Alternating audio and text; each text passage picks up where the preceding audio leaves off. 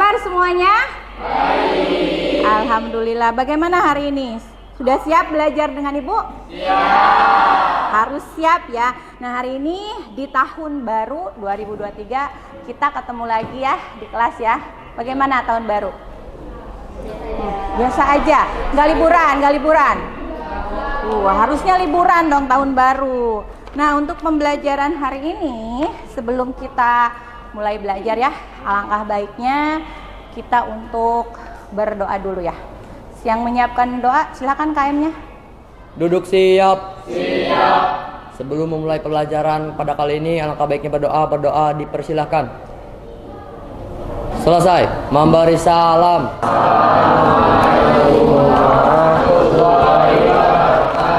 Waalaikumsalam warahmatullahi wabarakatuh. Sekarang Ibu mau cek kehadiran hari ini siapa yang tidak masuk? Apa masuk semua?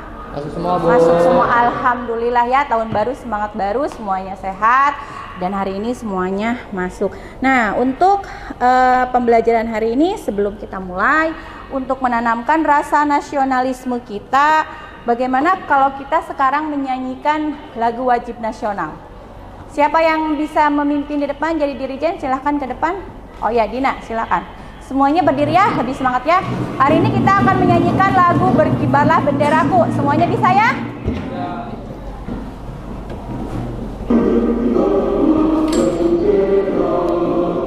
Lambang suci dalam perwira, di sesang merah mulia perwira, berkibarlah selama-lamanya.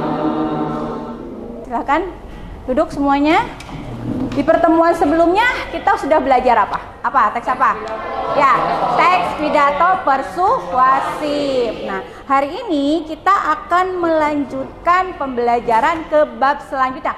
Kalau tidak salah sebelum itu Ibu sudah memberitahukan kepada kalian kita hari ini akan belajar apa? Ya, teks cerpen. Menurut kalian kalau teks cerpen itu, belajar teks cerpen itu ada tidak hubungannya atau manfaatnya buat kalian? Ada. Siapa coba yang bisa menjelaskan? Kira-kira apa sih? Yuk, ya silakan. Dari cerita pendek kita bisa ambil beberapa manfaat yang ada di cerita pendek itu, karena pasti cerita itu pasti ada peristiwa, ada masalahnya, dan pasti ada solusinya. Nah, kita bisa ambil positif dari cerita tersebut. Terus juga untuk hiburan kita juga. Ya, tentang buat Nena. Ya, itu adalah manfaat-manfaat yang bisa kita ambil ketika kalian membaca sebuah cerpen. Berarti pembelajaran hari ini pasti akan bermanfaat. Nah, selain itu dalam cerpen kan banyak nilai-nilai yang bisa kita ambil. Nah, kompetensi atau KKM dan KKM yang akan kita capai pada pembelajaran hari ini. Nah, KKM bahasa Indonesia masih ingat berapa? Ya, 75. Berarti di pembelajaran ini kalian harus mendapatkan nilai 75. Nah, ini adalah kompetensi dasar yang akan kalian capai pada pembelajaran hari ini. Yang pertama adalah menelaah struktur dan aspek kebahasaan cerita pendek yang dibaca atau didengar.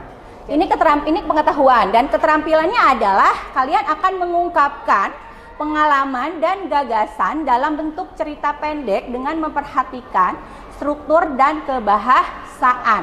Nah, selanjutnya tujuan pembelajaran. Nah, tujuan pembelajaran hari ini ada 4 tujuan. Yang pertama adalah peserta didik mampu menelaah struktur teks cerpen dengan benar.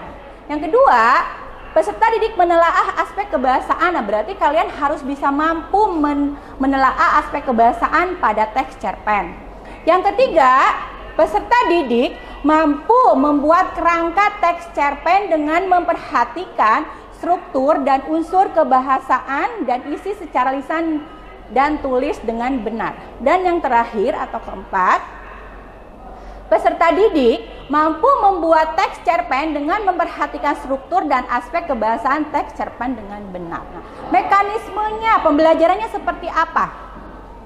Nanti kalian akan menelaah struktur secara berkelompok. dan aspek kebahasaan. Nanti Ibu akan memberikan LKPD-nya. Nah, selanjutnya di pertemuan hari ini setelah kalian menelaah struktur dan aspek kebahasaan, kalian harus mampu membuat sebuah kerangka teks cerpen. Nanti Ibu akan memperlihatkan tayangan videonya.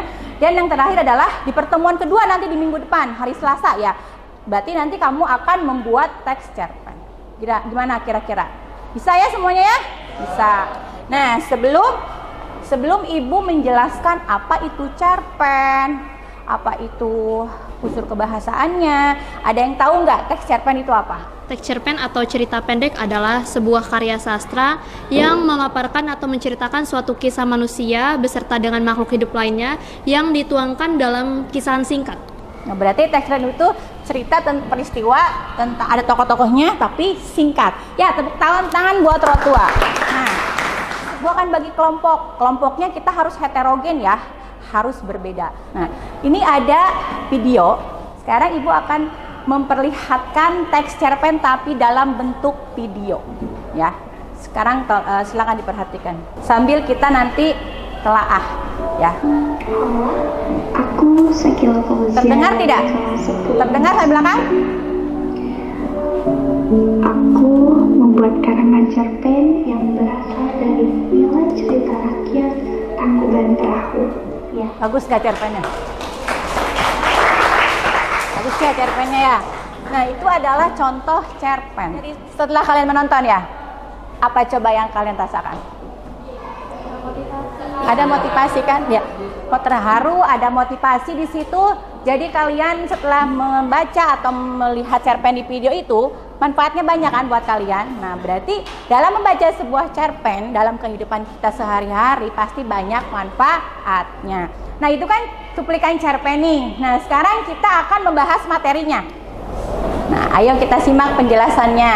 Bener nggak apa yang tadi udah kita bahas manfaatnya banyak? Ini ada videonya, boleh disimak ya. Tadi. Cerita pendek atau yang sering kita sebut sebagai cerpen merupakan salah satu karya sastra yang memusatkan diri pada satu tokoh dalam satu situasi.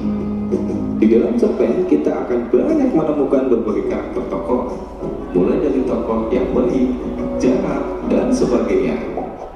Nah, menurut kalian apa yang tadi kalian tonton? Dengan apa yang dijelaskan dengan materinya sudah sesuai tidak? Sesuai ya, dari awal pengertiannya sudah sesuai. Sudah paham materinya tentang cerpen, ciri-ciri dan manfaat? Nah, di dalam cerpen itu ada unsurnya ya? Ada unsur apa saja? Intrinsik sama ekstrinsik. Intrinsik dan ekstrinsik. Ya, siapa yang bisa menjelaskan unsur intrinsik apa saja? Unsur intrinsik itu unsur pembangun cerpen itu sendiri. Unsurnya itu seperti ada unsur tema, unsur latar, unsur tokoh, unsur sudut pandang, sama unsur amanahnya. Ya, amanah. Ya, tangan buat orang tua. Kalau unsur ekstrinsik itu apa? Ya, unsur di luar cerpennya. Biasanya ada unsur apa? Sosial, ekonomi, terus budaya biasanya. Apalagi? Politik. Coba kita lihat kira-kira sama tidak ya? Nah, betul berarti kan? Yang pertama adanya tema, ada tokoh dan penokohan, ada latar, alur, sudut pandang, amanat, dan gaya bahasa. Ini adalah unsur-unsur intrinsik. Selanjutnya unsur ekstrinsik. Di sini ada latar belakang masyarakat. Latar belakang masyarakat bisa yang tadi, latar belakang masyarakat bisa sosialnya, politik. Nah, ada latar belakang pengarang dan ada nilai-nilai dalam cerpen. Sudah paham unsur intrinsik dan ekstrinsik? Nah, sekarang kita ke struktur. Ada yang tahu nggak struktur teks cerpen itu apa aja? Ada orientasi, ada ya rangkaian peristiwa, yang ketiga komplikasi, yang keempat resolusi. Coba sekarang kita lihat. Betul ya, ada orientasi, ada komplikasi, ada rangkaian peristiwa, dan ada resolusi. Orientasi. Orientasi adalah bagian perkenalan, baik memperkenalkan tokohnya, ceritanya, baik memperkenalkan itu dia struktur teks cerita pendek. Berarti benar ya apa yang tadi sudah kita bahas ya. Sekarang kita ke unsur kebahasaan. Unsur kebahasaan teks cerpen. Coba dibuka buku paketnya. Kira-kira unsur kebahasaan teks cerpen itu ada apa saja? Ada apa yang pertama? Sudut pandang pencerita, Sudut pandang pencerita. Yang kedua? menunjukkan waktu kini atau lampau. Ya, yang ketiga apa? Kata benda khusus. Kata benda khusus. Terus selanjutnya? Uraian deskriptif. Uraian deskriptif. Apalagi? Penggunaan majas. Penggunaan majas. Terus? Penggunaan pertanyaan. Penggunaan retoris. pertanyaan atau retoris. Udah. Simile. Yes, itu simila, metafora, personifikasi adalah gaya bahasa. Gaya bahasa yang ada dalam sebuah teks cerpen. Coba sekarang kita samakan. Kemudian yang kedua penggunaan dialog. Boleh dicatat Lalu kalau yang ketiga, tidak ada di buku penggunaan paket. majas. Kemudian yang keempat penggunaan kata atau kalimat yang ekstens berdasarkan. Nah, itu ada unsur kebahasaan dan langkah-langkah membuat teks cerpen. Sebelum kalian mengerjakan LKPD-nya, Ibu jelaskan dulu langkah-langkah menyusun cerpen. Yang pertama adalah menentukan tema. Nah, menentukan tema di sini adalah berarti kalian harus menentukan dulu apa yang akan kalian tulis, karena tidak mungkin kalian menulis sebuah cerpen tanpa kalian tahu apa yang akan kalian tulis. Itu yang pertama. Sudah paham menentukan tema? Nah, sebelum Ibu memberikan LKPD-nya untuk untuk memberikan stimulus kepada kamu dalam membuat sebuah kerangka, dalam membuat sebuah cerpen, Ibu di sini akan menayangkan film pendek. Hari pertama aku masuk sekolah. Di belakang kelihatan? Ayo cepat. Luar biasa ya. Jadi Ibu akan berikan LKPD-nya. Nanti kalian kerjakan struktur. Di sini ada kebahasaan dan ada membuat sebuah kerangka. Nanti kalian diskusikan. Ini mau apa kira-kira? Pengalaman, boleh. Ini temanya apa kira-kira? Pendidikan.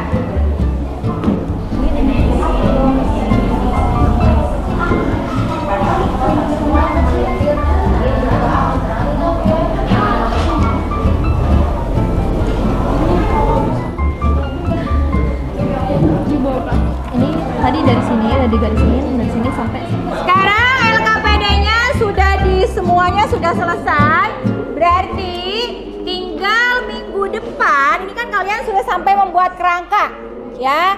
Jadi tinggal minggu depan kalian mengembangkan kerangka yang sudah kalian buat ini menjadi sebuah teks cerpen, ya. Nah, coba sekarang disimpulkan. Siapa yang bisa menyimpulkan? Cerpen itu cerita dari suatu kisah yang dibuat oleh seseorang.